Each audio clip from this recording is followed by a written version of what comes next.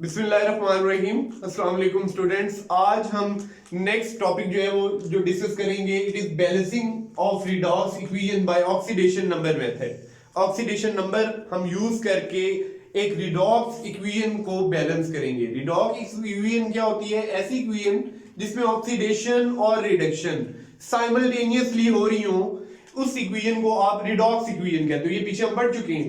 तो इस इक्वेशन में ऑक्सीडेशन भी हो रही होगी और रिडक्शन भी हो रही होगी। ऑक्सीडेशन का मतलब है ऑक्सीडेशन नंबर का बढ़ जाना, ऑक्सीडेशन नंबर में इंक्रीज होना, और रिडक्शन का मतलब है ऑक्सीडेशन नंबर में कमी आना, ऑक्सीडेशन नंबर का कम हो जाना। तो आज हम कुछ रूल्स जो है वो डिस्कस करेंगे, जो हम बैलेंस कर रहे होते हैं इक्वेशन, उसको जो है वो करने के लिए हम कुछ रूल्स जो है उनको डिस्कस करेंगे। वो रूल्स जो है उसके साथ हम एक एग्जाम्पल भी लिखेंगे, एग्जाम्पल को भी जो सॉल्व करेंगे रूल्स के साथ साथ, ताकि हमें अच्छे तरीके से समझ आ जाए। अब हमारे पास जो पहला रूल है, it is right skeleton of the equation containing reactants and products. हमने स्केलेटन लिखना है इक्वेशन में। एग्जाम में आपको अगर वो बैलेंस करने के लिए इक्वेशन देगा तो स्केलेटन भी आपको देगा। उस स्केलेटन में रिएक्टेंट्स और प्रोडक्ट्स होंगे। ये नीचे जो इक्वेशन लिखी हुई है, it is basically skeleton of the equation. ये इक्वेशन बैलेंस नहीं है, ये स्केलेटन दिया हुआ है। कॉपर रिएक्ट करता है with HNO3 to form copper nitrate plus NO2 plus water. हमने इसको क्या बेटा, बेसिकली हमने इसको ऑक्सीडेशन नंबर मेथड से बैलेंस करना है। ये बैलेंस केमिकल इक्वेशन नहीं है। दूसरा स्टेप हम लिखेंगे कि right oxidation number of each element present in every compound in reactants and products. तो आपने ऑक्सीडेशन नंबर लिखना है। जैसे कॉपर फ्री स्टेट में ऑक्सीडेशन नंबर 0 होता है, हाइड्रोजन का HNO3 में +1 है, नाइट्रोजन का +5 है, एक ऑक्सीजन एटम का। आपने तमाम ऑक्सीजन एटम्स, यहाँ पे 3 ऑक्सीजन एटम है, आपको ये मेमोराइज करना है, ये आपको याद रखना है कि 3 ऑक्सीजन एटम पे कितना जो है वो चार्ज होगा, उसकी ऑक्सीडेशन नंबर जो है 3 ऑक्सीजन एटम से कितना होगा।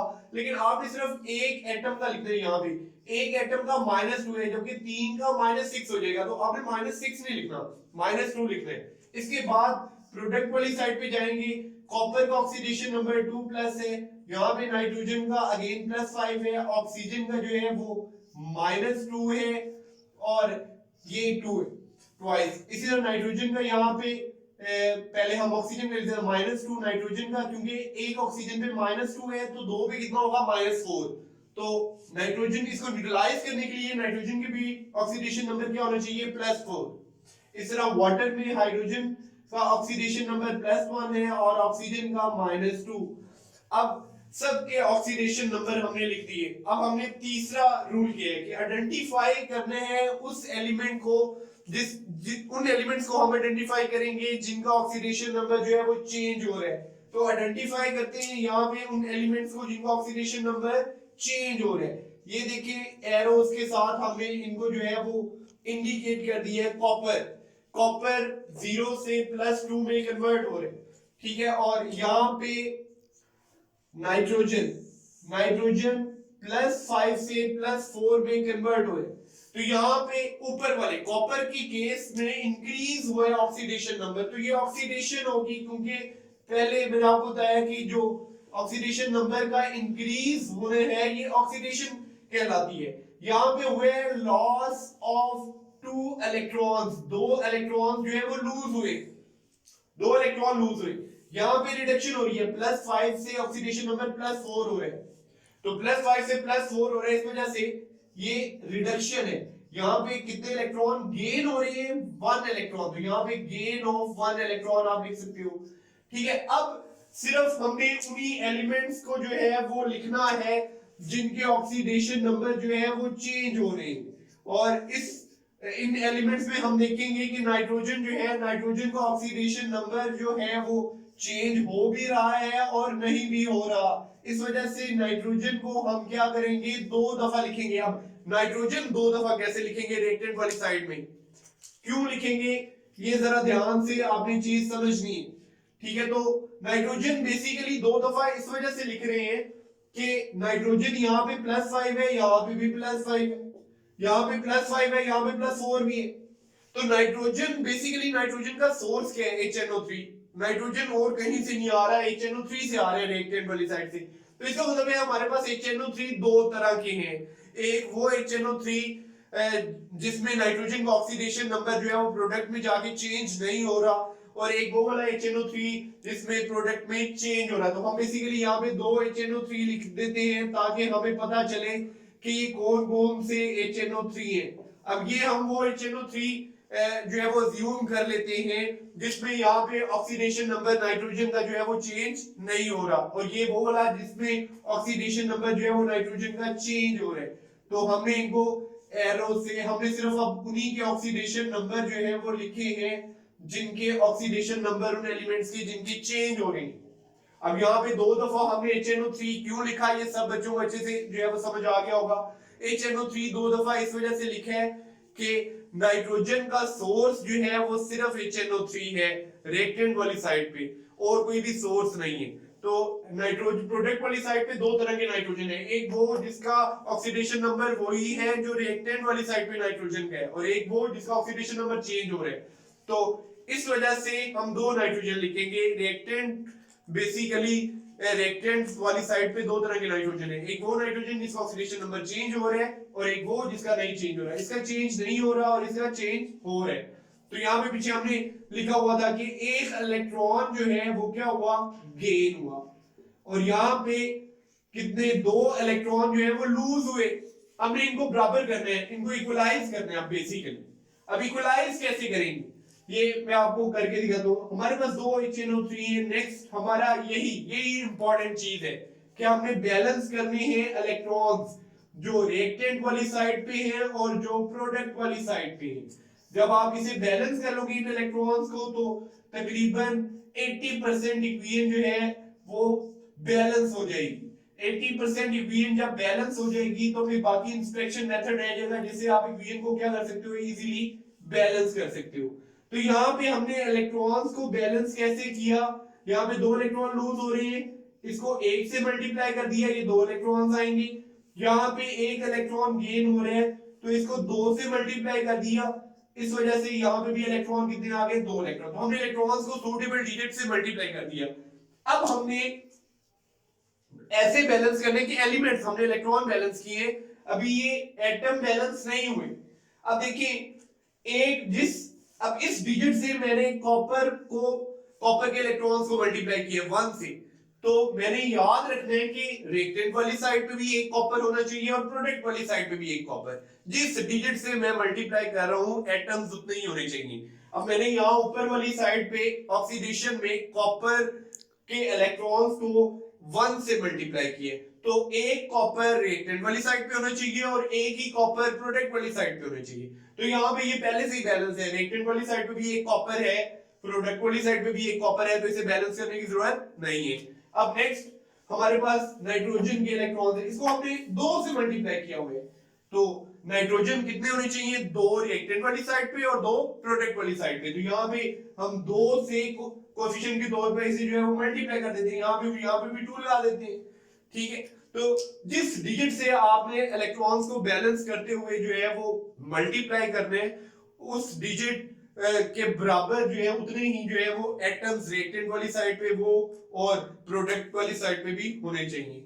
अब एक चीज आपने याद रखनी है कि जब भी इलेक्ट्रॉन्स को बैलेंस करने आपने कोशिश करनी है कि इलेक्ट्रॉन्स को आप बैलेंस करो इवन नंबर्स में, ऑड नंबर में आप जो है वो बैलेंस ना करो, उससे फिर आपको थोड़ी सी दुश्वारी होगी। बैलेंस तो हो जाएगी वो भी इक्वियन, लेकिन थोड़ा सा मसाइल पैदा होंगे। तो आप कोशिश करें कि आप जो है वो इलेक्ट्रॉन्स को इवन नंबर में बैलेंस करें।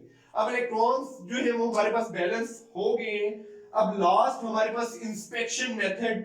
अब सबसे पहले इंस्पेक्शन मेथड से हम क्या करेंगे, 6 पॉइंट है, हम इंस्पेक्शन मेथड को जो है यहाँ पे जो है वो अप्लाई करेंगे। इंस्पेक्शन मेथड से हम देखेंगे कि इधर कितने नाइट्रोजन है। सबसे पहले हम कॉपर देखते हैं, तो कॉपर दोनों साइडों में बैलेंस है।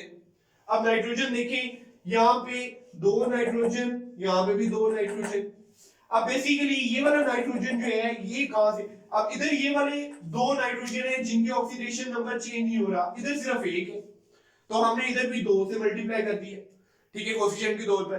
तो इधर वो वाले नाइट्रोजन भी 2 हो गए जिनका ऑक्सीडेशन नंबर चेंज नहीं हो रहा, इधर भी 2 है। इधर वो वाले नाइट्रोजन पहले 2 हमने कर दी है, इधर भी 2 है। तो हर चीज बैलेंस है।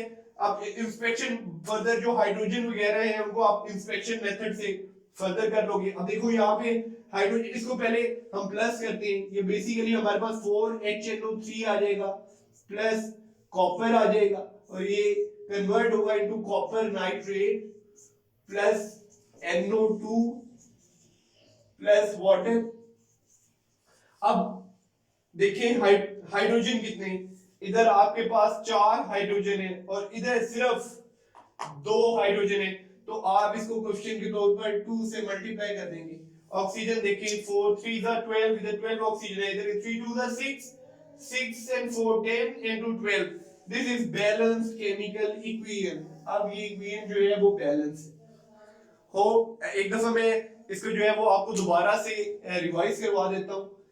आपने कैसे बैलेंस करना है रिडॉक्स इक्वेशन को, बाय ऑक्सीडेशन नंबर मेथड। सबसे पहले आपने ये कुछ रूल्स है, सबसे पहले आपने स्केलेटन लिखे हैं उस इक्वेशन का, उसमें रिएक्टेंट्स और प्रोडक्ट्स होंगे, बाहर से कोई भी रिएक्टेंट और प्रोडक्ट आप ऐड नहीं करेंगे। फिर तमाम कंपाउंड्स में मौजूद हर एलिमेंट का, हर एटम का आप ऑक्सीडेशन नंबर लिखोगे उसके ऊपर। तीसरा रूल है आइडेंटिफाई करने हैं उन एलिमेंट्स को जिनका ऑक्सीडेशन नंबर चेंज हो रहे हैं। और चौथा रूल, आपने बैलेंस करने हैं, इक्वेट करने हैं इलेक्ट्रॉन्स। ये कैसे करेंगे, अब देखिए यहाँ पे जैसे हमने किए कि यहाँ पे 2 इलेक्ट्रॉन जो है वो लूज हो रहे थे, 1 इलेक्ट्रॉन गेन हो रहा था। एक रिडॉक्स इक्वेशन में जितने इलेक्ट्रॉन लूज होते हैं उतने गेन होते हैं, तो बेसिकली हम इसे सूटेबल दोनों को डिजिट से मल्टीप्लाई करके जो है वो नंबर ऑफ इलेक्ट्रॉन्स को जो है वो बैलेंस कर सकते हैं। जैसे ऊपर वाले को हमने 1 से मल्टीप्लाई किया, 2 इलेक्ट्रॉन आ गए, नीचे वाले को फिर 2 से मल्टीप्लाई करना पड़ा, हमारे पास जो है वो 2 इलेक्ट्रॉन आ गए। अब जिस डिजिट से मल्टीप्लाई किए उतने ही हमारे पास एटम रिएक्टेंट वाली साइड पे भी होने चाहिए वो वाले, और उतने ही प्रोडक्ट वाली साइड पे। जैसे कॉपर के इलेक्ट्रॉन्स को हमने 1 से मल्टीप्लाई किया है तो हमारे पास रिएक्टेंट वाली साइड पे भी एक कॉपर होना चाहिए और प्रोडक्ट वाली साइड पे भी एक कॉपर होना चाहिए। इसी तरह नाइट्रोजन को जो है वो इसके इलेक्ट्रॉन्स को हमने 2 से मल्टीप्लाई किए तो हमारे पास रिएक्टेंट वाली साइड पे भी 2 नाइट्रोजन होनी चाहिए और प्रोडक्ट वाली साइड पे भी 2 नाइट्रोजन होनी चाहिए। अब ये 2 तरह के HNO3 हमने इस वजह से लिखे क्योंकि बेसिकली रिएक्टेंट वाली साइड पर 2 तरह के HNO3 है, एक वो जिसमें नाइट्रोजन का ऑक्सीडेशन नंबर चेंज होता है प्रोडक्ट वाली साइड पे जाके NO2 कंपाउंड में, और एक वो जिसमें ऑक्सीडेशन नंबर चेंज नहीं होता जैसे कॉपर नाइट्रेट में। इस वजह से ये 2। अब यहाँ पे हमारे पास जो ऑक्सीडेशन रिडक्शन हाफ है वो बैलेंस हो गए, बाकी इंस्पेक्शन मेथड से हमने किए।